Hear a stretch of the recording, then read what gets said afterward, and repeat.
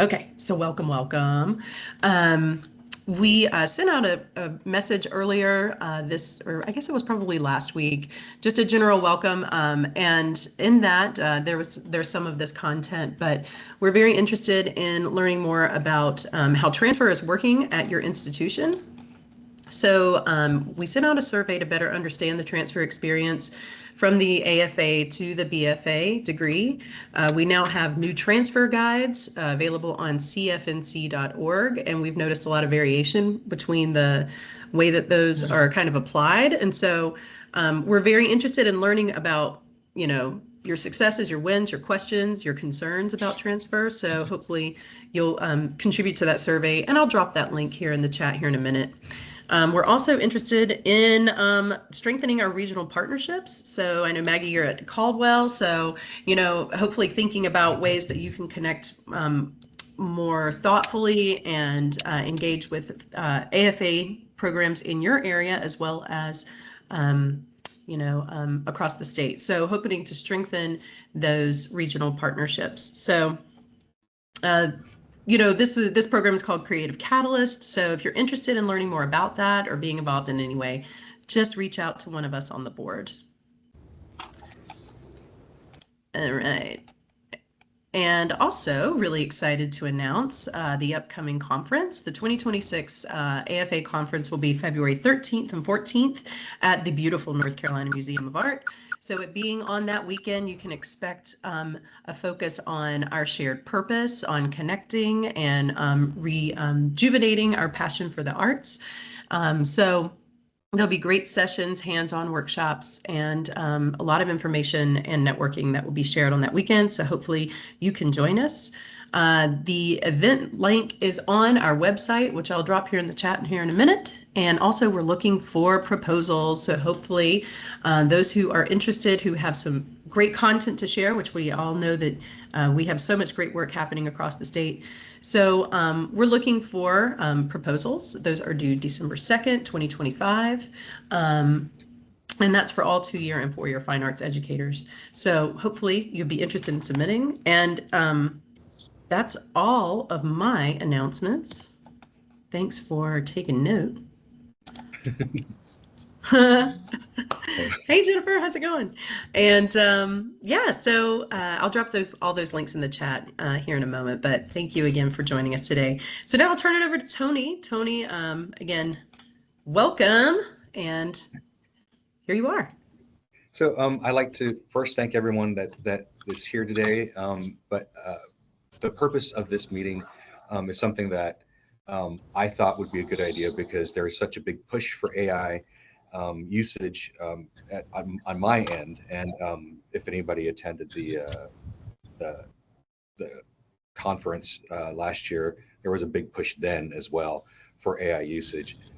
So, we're here to explore, how our role is as educators in the fine arts is being used.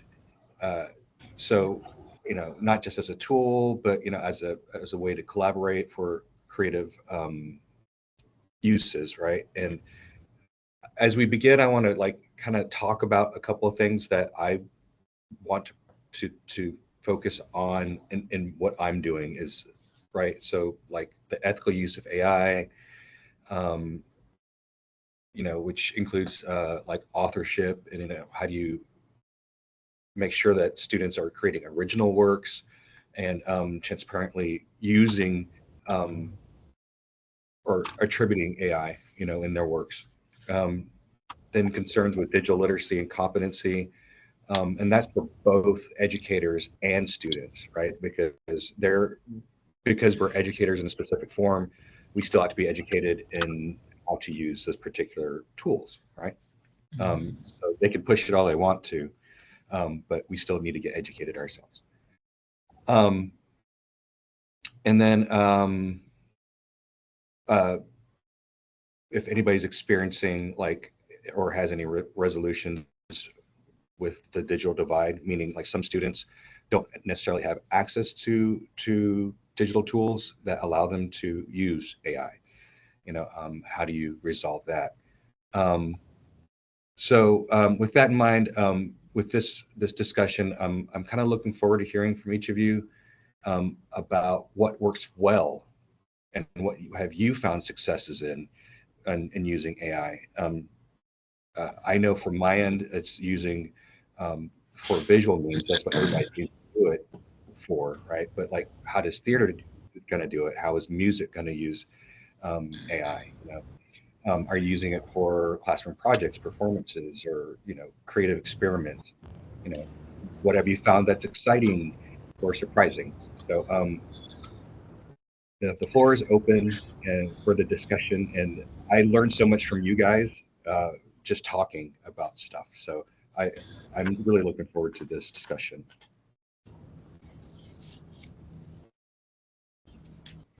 Anybody?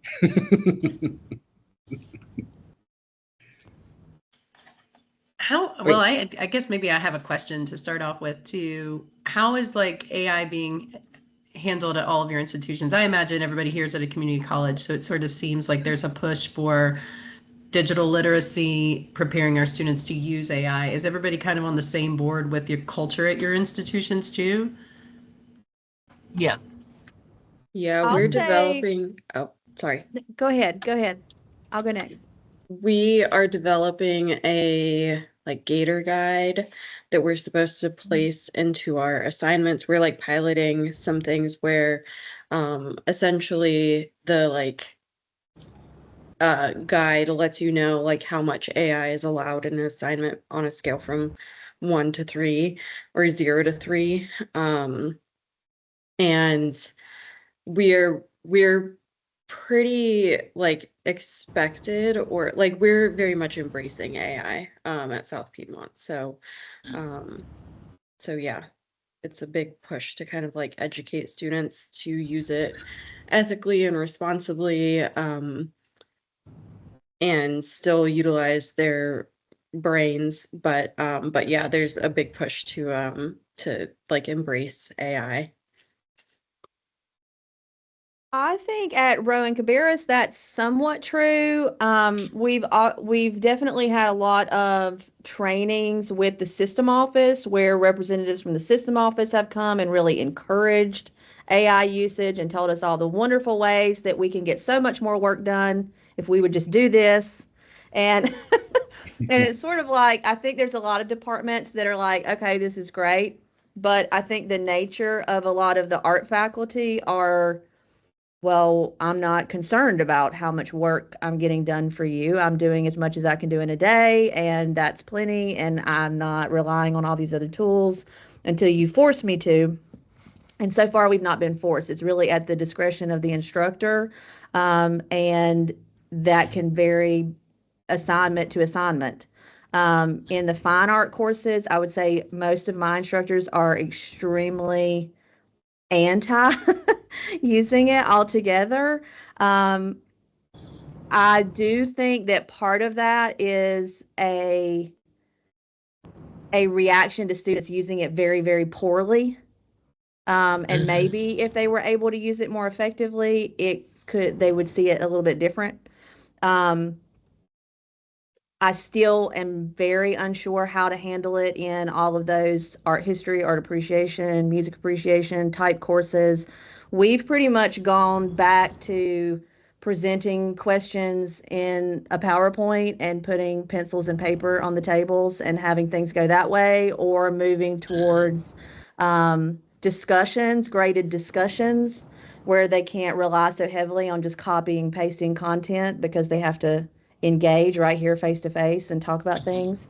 So I feel like it's more how can we make sure they're not using it right now than teaching them how to use it.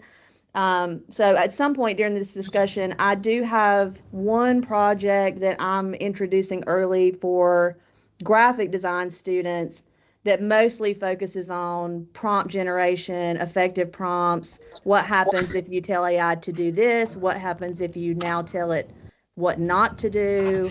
How can you sort of assign these parameters? But then even in that regard, I now have students coming and saying, I started using it, but now I can't think. Now when somebody asks me something, I can't think. And so I don't want to use it anymore. I don't like it. And so I do feel very conflicted about forcing instructors to use it if they feel that it's unethical, or forcing students to use it if they feel like it's to their detriment. So we're still in very muddy waters here at Rowan Cabarrus for sure.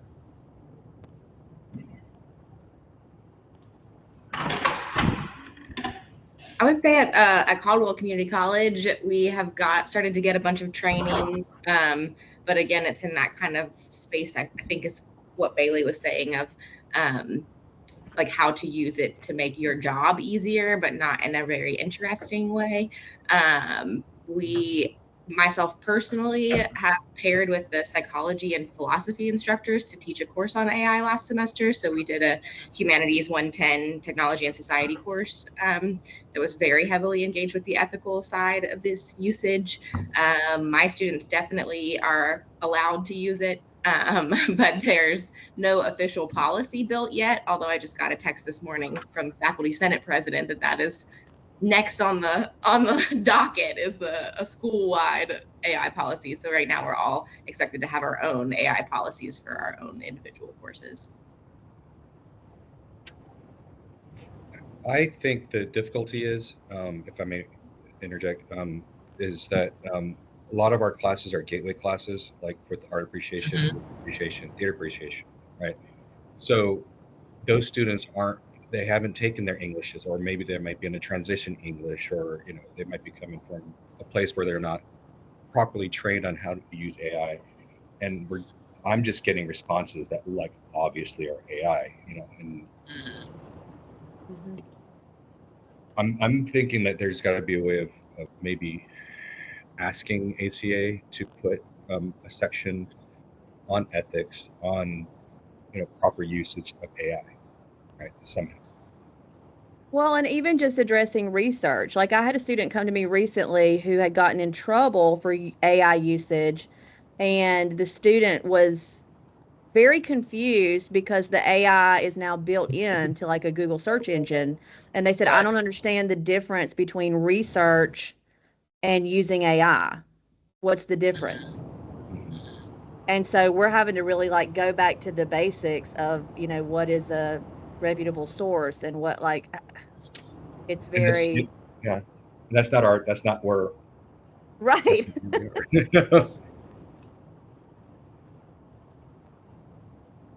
So do I have my sound turned on? You do. Okay, all right. One of the things that I have been doing with students, because I have a lot of my face-to-face students are early college, so I've got a ton of struggles right there. But what I've asked them to do is, if they are going to use AI, is to turn in both what they've written, and then once they've put it into AI, what AI has spit out. And then we look at those, we compare them and see. And I've read enough bad papers to where I don't mind if they write it and then they put it into AI to get the grammar and the spelling and that kind of thing. I really don't mind, but I want to see what they did as compared to what then ChatGPT or some other AI has put out, and then we compare those. What do you see, and how much of what your thought is then turned out to be changed, and try to teach them that way. I don't know if I'm being successful or not, but that's what I'm trying to do. And I will say, on my end as an instructor, that's one of the first things I open in the morning is my ChatGPT, and I've named her Charlie, and I say good morning to her, and we get started. We have a good relationship going. So, and sometimes it's just for an email to kind of soften. I need my emails to be softened a little bit. Yeah, so just kind of to soften it or make it more professional. So Charlie and I get along really well. I mean, Oh, that and I does will raise say this. I will say this real quick. It's not really saving me any time. You know, when they talk about how using AI is going to help you save time, it's really not helping me that much on the time issue. So sometimes I spend more time because I don't put in like the proper prompt, and then we have to go back and forth. But so I need skills on prompt writing. But I just feel like I have a partner, you know. I'm all by myself in a building, so it's nice to have Charlie around. I mean, could that be a topic for the conference? If we can find someone that is a specialist to talk about those kinds of things? Because they are pushing those they're like, oh, it's going to make your life so much easier. And I'm like, I write my original thoughts. I just have AI kind of slightly reword it, and I end up editing what AI says anyway. So I'm like, Right. Aaron's got his hand up. What you got, Aaron? So I've been doing this for a little while now, and I'll share what I got and leave it for whatever that's worth. But I share your sympathy on saving time. I'm finding if I'm calculating sort of what I'm getting paid per hour and how this is sort of making money for me, I might make another $1 an hour, maybe, if that. I found just recently, as an example, I had to write a 200-word artist statement for a show. And I thought, all right, I'll run it through chat, see what it comes up with. And it was just about the one piece. And it took me probably 3.5 hours to write 200 words. And I could have stopped. And just did it myself. But I was like determined to see where this took me. What is happening is it was sounding really good, but if you read it, it didn't make any sense. Like and it kept being really friendly about how awesome everything was. And I was like, this is not awesome. This is not where I want to go. And so I kept wording it and figuring it out. And I thought I could have just written this without chat and actually been done with it, but I want to see where it goes. And so I relay that to my students. I'm like, look, I don't know how much time you're saving, but what it did do, I would say, is it got me to sort of unpack a little bit more than I would have perhaps if I was more concerned with the mechanics and sort of the layout of everything. So one of the things I've also found, I've been asking everybody I know that's not in my profession how AI is affecting their job. My dentist, for example, or just friends that work in other fields. And they're quickly finding, like even in internet security, they're quickly finding that there is a threshold. I feel like it's plateaued as far as its usefulness. These are people that have worked in their fields for at least a decade.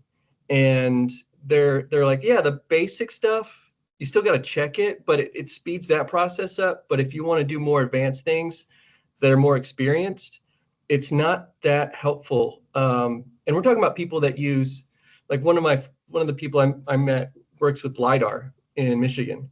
And she's like, I got to rewrite all the code, but it gets me a framework, but it's not there. And I'm finding that more and more that maybe the industries that are responsible for all this are gaslighting us, and that I think that it's not as advanced as it should be or they thought it would be. And I think it's kind of plateaued at this point. And then one more thing, I'm teaching art appreciation, 2 of them in the high schools this semester. And one of the things I started, 8 o'clock in the morning too. And a running department. No. So I'm at Blue Ridge, by the way, for those of you that don't know me, at Blue Ridge Community College.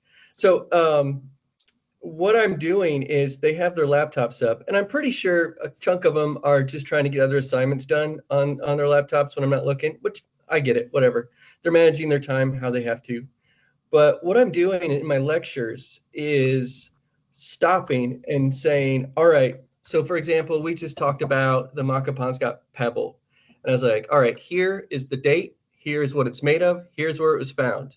Tell me about what a manaport is, and give me examples of other manaports. Use your AI, use your chat, use whatever, and then I just start pointing around the room throughout my lecture incrementally as I speak, and have them immediately look up stuff and give me the facts. And then we use that as a point of departure for discussion. That's great. And it's fun. We're because I keep telling them, like, if I get bored and no one's talking, then we got a problem. Because I got to make it through this too. Right. The assignments that I think are the most successful where we use it are, I try to encourage students to think of it as an iterative process that you can start with an artwork. So for example, we do one where we walk down to the library and pick out a book with a good, cool title. And then they make a photograph about that they think would represent that book title. And then they feed it to ChatGPT and say, write a story about this photograph. And then they read that story, and then they go home and they make a different photograph to be the book cover for the story that was generated.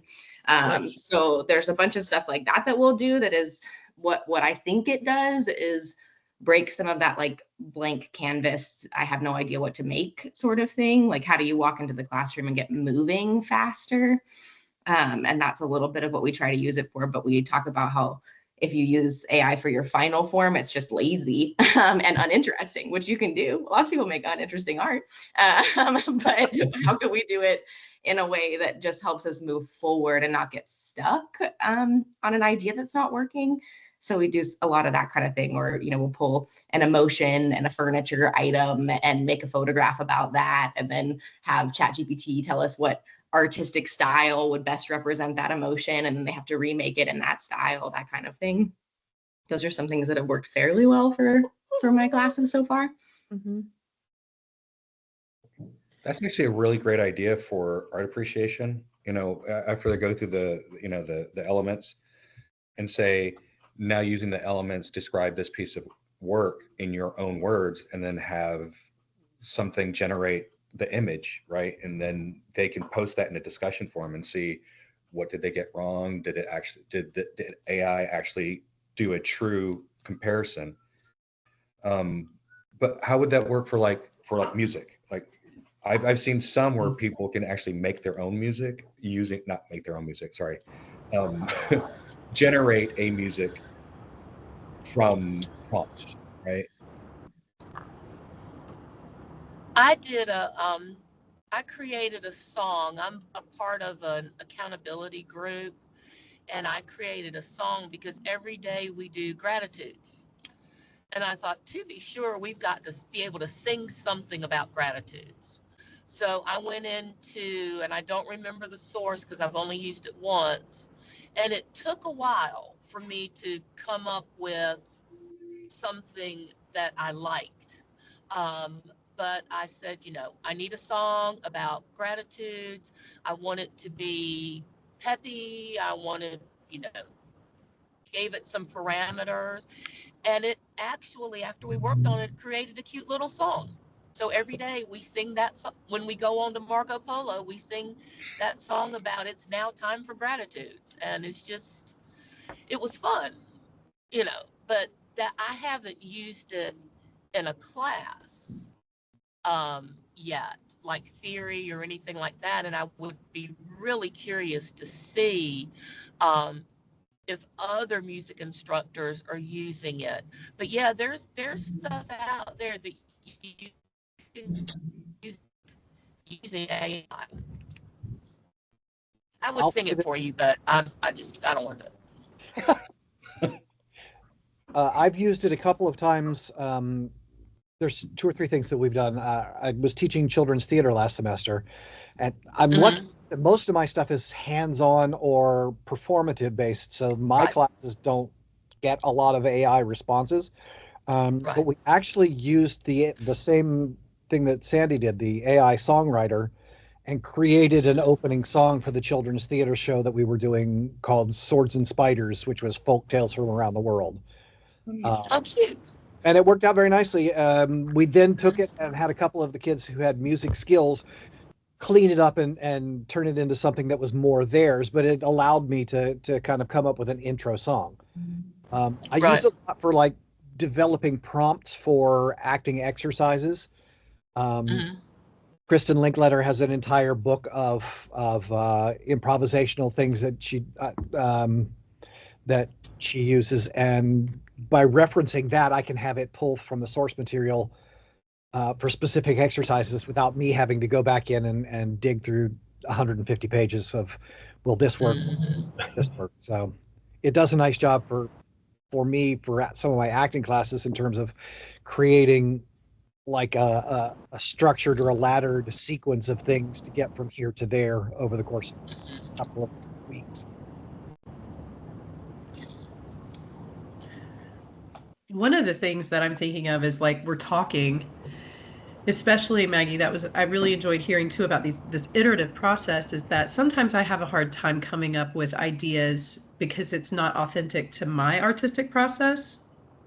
And I kind of feel like I'm kind of grasping and reaching. Like I use it for work all the time, but I see it as a work tool, and I have a hard time sometimes putting myself into a creative space with it. And one thing I'm thinking about is that I would benefit from probably being a participant in something like that, and I think that could be really beneficial as a professional learning opportunity, just as an open space where where it's used for more creative generation, because I sometimes don't feel like that's an authentic response from me, and therefore it's awkward, And I think some other instructors feel that way as well. I don't know if that resonates with anybody.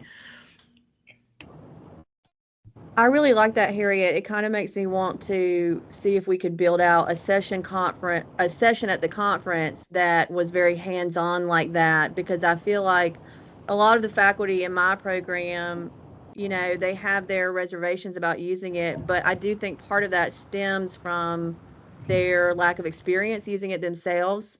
And so I feel like if they could actually be in kind of a workshop-y situation where they're using it and can find happy, safe places where they feel like this could be helpful in their courses, that might be sort of a starting place for them versus just saying, here it is, do what you want, Yeah, I think that when I started doing this, I often attend the Society for Photographic Education conferences. And so a friend of mine and I gave a talk there 2 years ago about artificial idea generation in this sort of space. And part of what I think it did back then, which is maybe less helpful now, was just show the students that I know how to use it.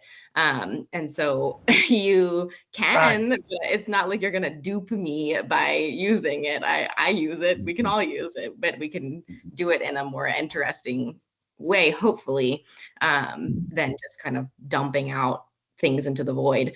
But we also talk about, how to use it in this research space a little bit, where like this semester I had them read In Defense of the Poor Image, that Hito Serrell article, which I knew was dense for the class to be able to get through.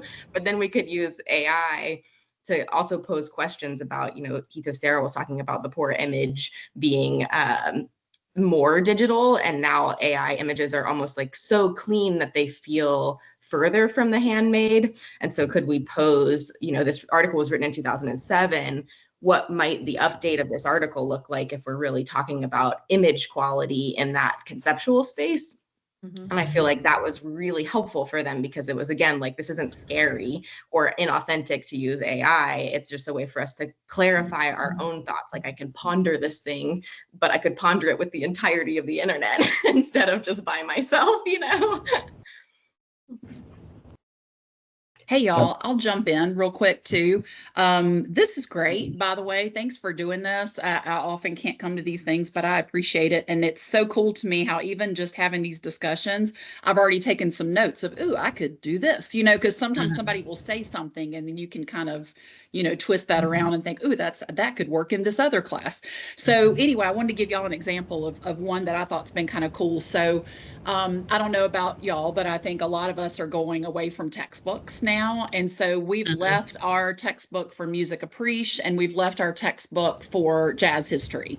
And so it was an opportunity to recreate those classes, and music appreciation especially had been so B flat. You know, it had been so standard and just so like, you know, the quizzes and the, you know, the discussion forums and, you know, like just all the normal stuff that everybody does.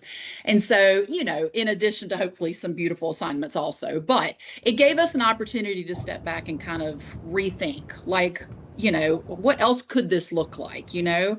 And I will say, I used AI from a teaching perspective of helping me brainstorm about creative assignments, you know, like help me think outside of the box of how I could create some creative assessments for this and this. And you can also ask, AI to make it more AI proof if you would like to do that, or you could use it, you know, you could let students use it in a creative way also. So that's a decision that I think each faculty member has to make. But one of the things that I did this semester that turned out really cool, honestly, was, and this was with some assistance from AI with helping to kind of shape this assignment. But it was in the Middle Ages. And the assignment, first of all, I gave them lots of choices. You could do this, this, or this, you know, but one of the choices that most of them picked was to pick a person from the Middle Ages that would have been involved in music. Okay. So like at that time, people that were educated in music were associated with the church, right? So like, for example, someone chose, you know, that they were a monk. Okay. So they had to write or come up with a narrative of the day in the life of that monk in that Nice. monastery and what Nice. that life was like for that day. And then they had to pick a piece of music from that time period that we had talked about that worked with that. So it had to be, you know, sacred. It had to be something, you know, would have been used in the monastery at that time.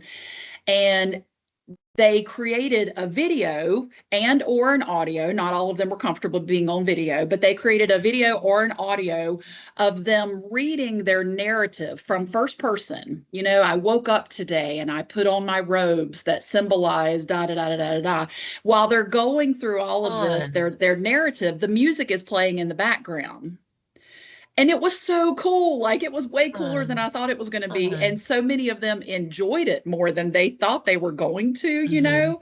And, you know, did some of them possibly get help from AI with that narrative?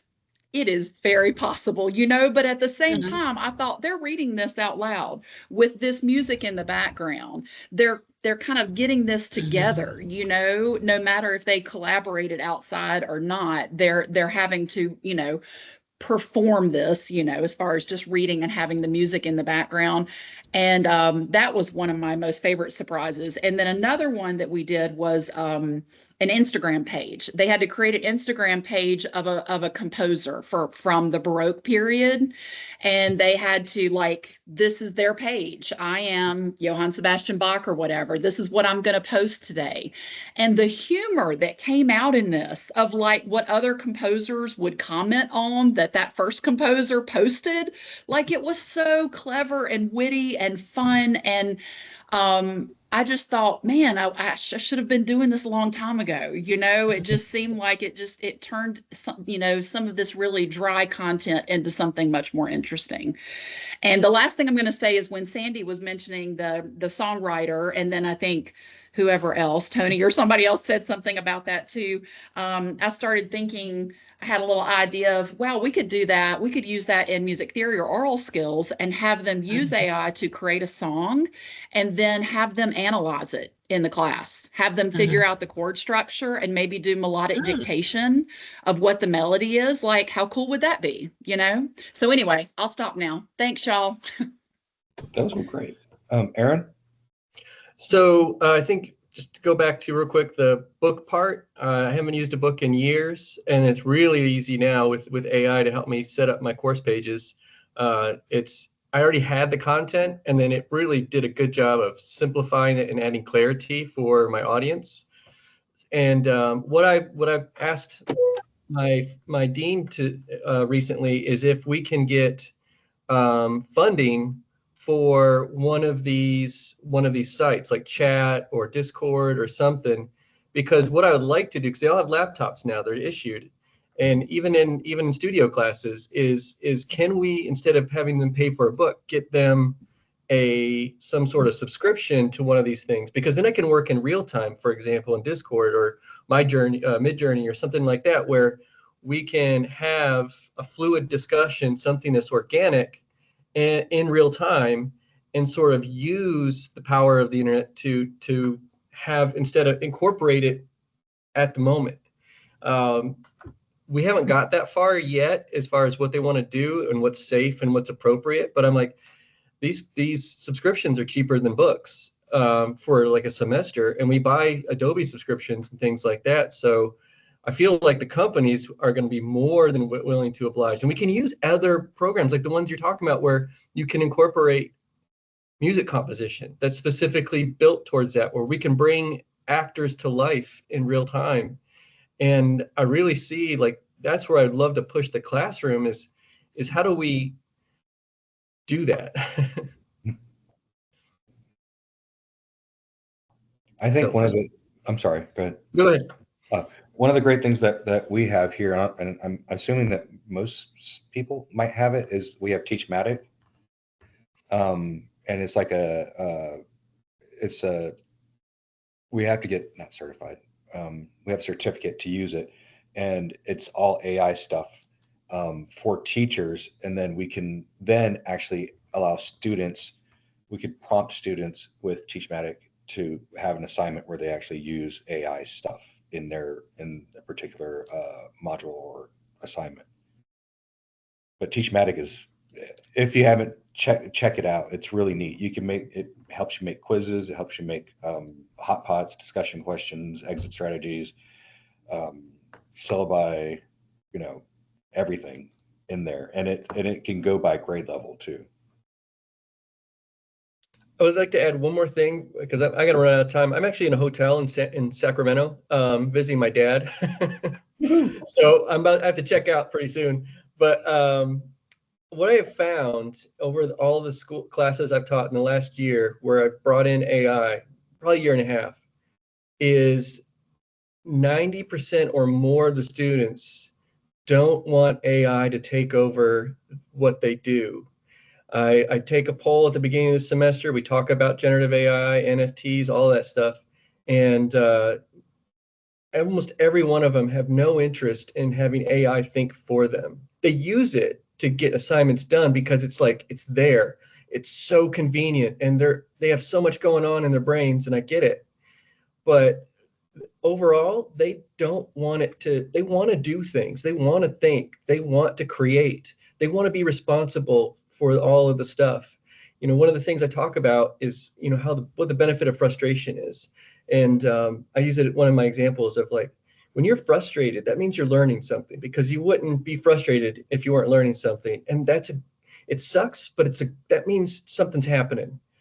So what I found is a poll of, 100 something students or so, that they don't want this to take over and do their things for them. Very true. That's a really good point. And I think especially in the career fields of like graphic design and photography and digital design, I think that students are very aware that is could be a threat for them in their career fields, so I don't know. Yeah, keeping that as part of the conversation, I think is really important. And cheers to you for addressing those fears up front too, or their thoughts about it. I don't necessarily mean that it was like a fearful thing, but yeah. I think one thing, so in my previous life, I was a graphic artist in the military, and we had people that always thought that they were great graphic artists. And they're like, here's my stuff. I want you to reproduce this. I'm like, this is horrible. And I see the same thing coming out of AI. I'm like, it's all standard stuff, but it's not good graphic design, right? So there's still going to be a need for a human eye, and I guess that's where we have a chance to show the difference. This is, what AI is pumping out, but you can do better than what this is doing. And everybody else is going to have the same access to this type of thing, right? And, graphic design goes in trends sometimes, from year to year, or sometimes bi-yearly, so it's I think that's something that we could push to students too. You think you can get away with using AI, but it's not going to replace you. Yeah, I actually have students, one of my painting assignments, they have to generate a reference image using AI, and I'll demonstrate that in class. And like, it's always funny because it's so bad. And like, I'll put something in that's really obvious, like a ladybug wearing shoes, and it'll do it wrong. And so I think it's a good, helpful, like, demonstration to just show them how you have to still be critical and mindful and, like, comb through it and make sure that it's actually like doing what you want it to do. You can't just take what it gives you and like just pick it up and use that. Yeah, we're using it a lot more heavily in the graphic design side for sure. And most of it is things like, okay, I'm ideating logos, generate 50 logo designs for this, and then we print them out and we go through. The student already has some knowledge of the principles and elements of art and design, and so we go through and say, okay, which ones are good and which ones are bad? Why are they bad? How do you know that they're bad? And we have to articulate about that. Okay, out of the ones that are good, which one have you never seen something like that before? Well, none of them. They're all kind of generic. Okay, well, is there anything in here that jumps out that's unique or effective that you would like to carry forward into your next project? Well, I kind of like this shape right here. Okay, so out of these 50 ideas we got, we like this shape and we're going to take that. Okay, but it like kind of helps them to be able to understand that everything that it generates is not gold,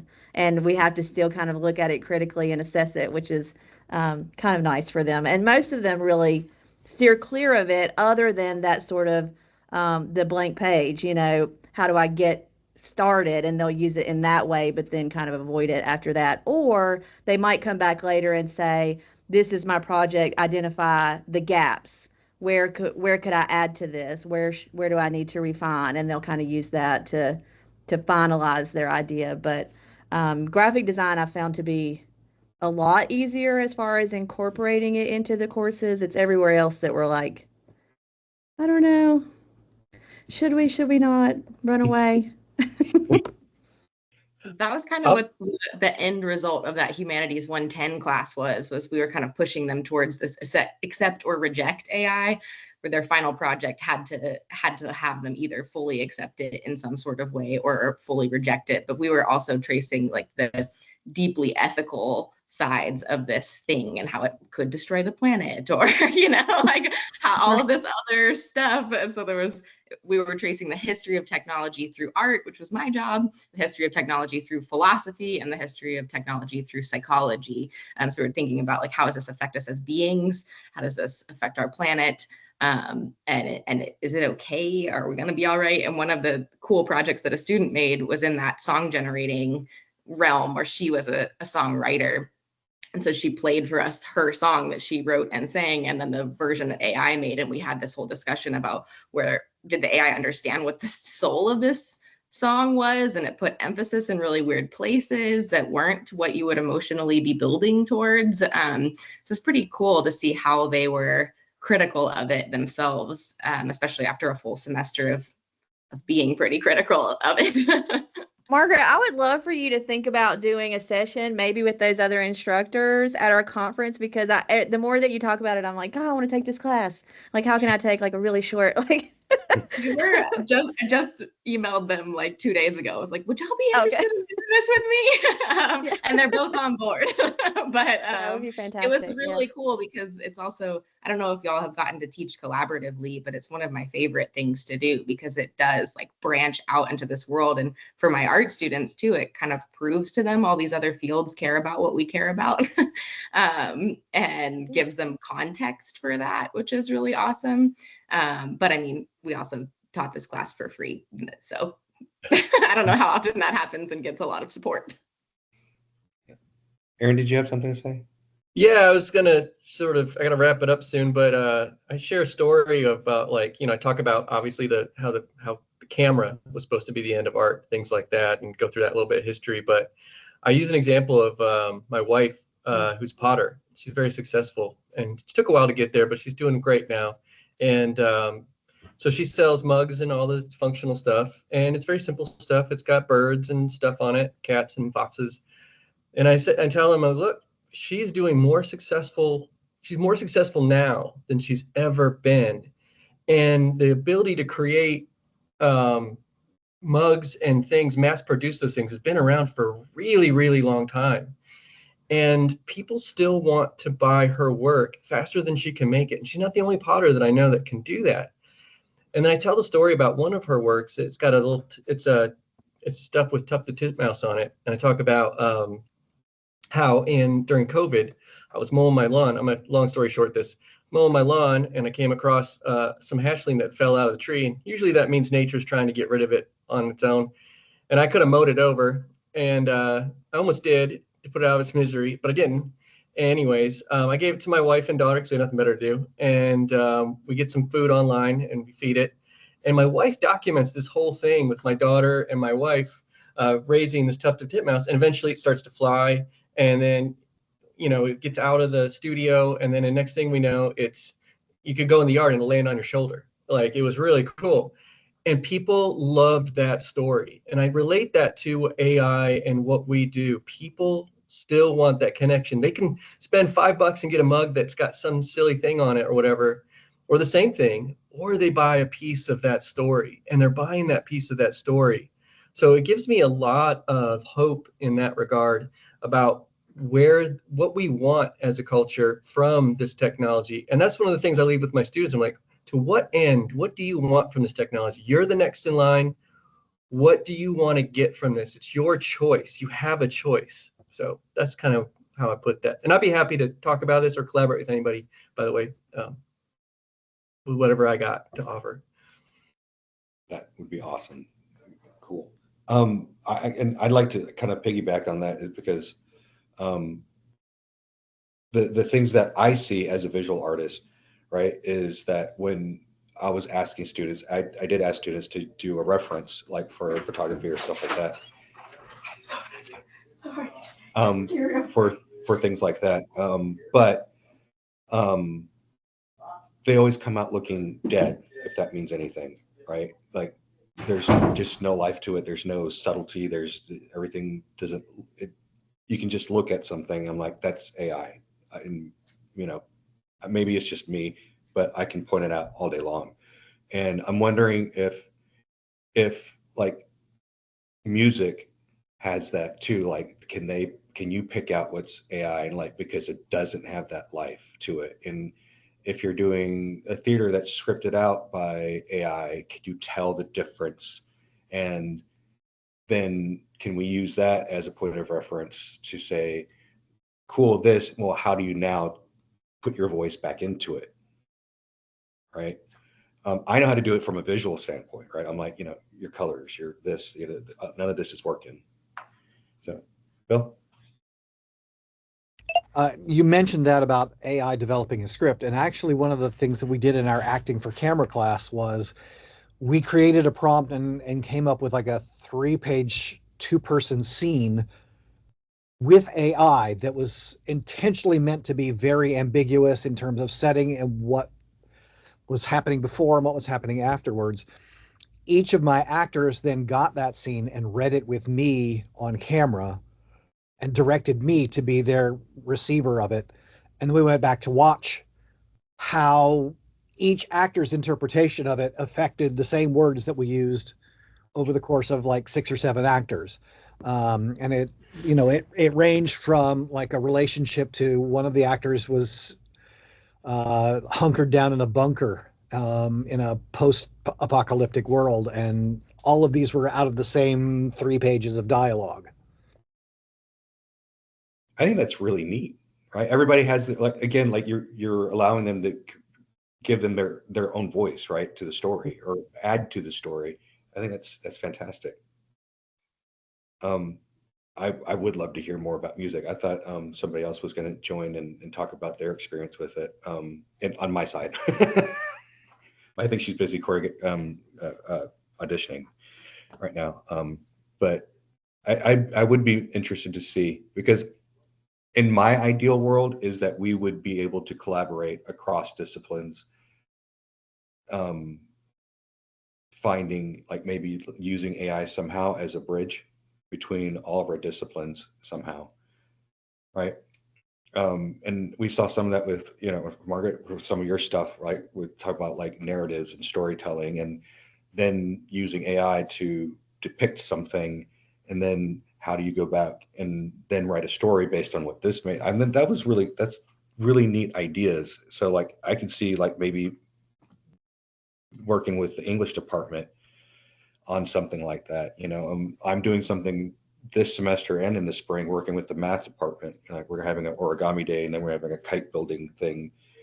And so students know that, art isn't just for pretty things, it actually has a basis in science too, and so I'm all about the collaboration. I'd love to see that. I got to get going. I got to go. I'm going to go walk to the Sacramento Art Museum. fun. Yeah. Thanks for joining us. And Yeah. thanks for also like the reminder. What I'm taking away from this too is like just sort of the call to what we do. And it's really it's our time. I've just watched the Goonies last weekend, but it really feels that way too, But thanks, Aaron. Appreciate Definitely. you. Thank you. You guys have a great day. Thanks. Thank See ya. you. See ya. All right. I guess Those we're specific wrapping up. Yes. I Can was I make going to say that those specific assignments that I have are all Google Slides, and if anybody wants them, I'm happy to share them. Those Yeah. Yeah, please. Yeah, please do. Just email me. I'll put my email in the chat. That's great. Thank you, Maggie. Can I just make one suggestion before we all like run away? That logo that was made for our conference. Yes. How much would it cost to put it on a shirt for the conference? Because that's a really cool logo. I dig it. You're wild, Tony. I like it. I was like, this is really neat. And the little intersections that you had there, Mm-hmm. or something. Well, those are really cool. So funny. I'm sure it wouldn't cost too much. I have a industry grade screen printing press here. When you guys come and visit me at Rowan Cabarrus, we could run up to North and I'll make t-shirts. Hey, cool. Which is what. That is a good idea though. Like maybe even just some stickers or some kind of like Yeah. something like that we could do as a part of You our know, totes. I or saw something. somebody doing a project the other day where they bought like sticker material and then were just making like lino cuts and stamping them onto the stickers. So then you had like we could do that super easy. Yeah. Yeah, everybody loves stickers these days for their water bottles and whatnots. Yes. I just thought it was cool. Well, thank you, Tony. Thank you, guys. I don't know how to close this out, so I'm just gonna say, have a good weekend. Definitely. Thanks, y'all. And I think we're gonna have another Muse and Munch soon. So I think in November. So we'll be be on the lookout for that. Maybe we can continue the conversation. But again, thanks so much for y'all's time today. And this was really a great conversation. Really appreciate I learned a lot. Thank you, the guys. opportunity. Thank you. Take care, everybody. Be well. Take care.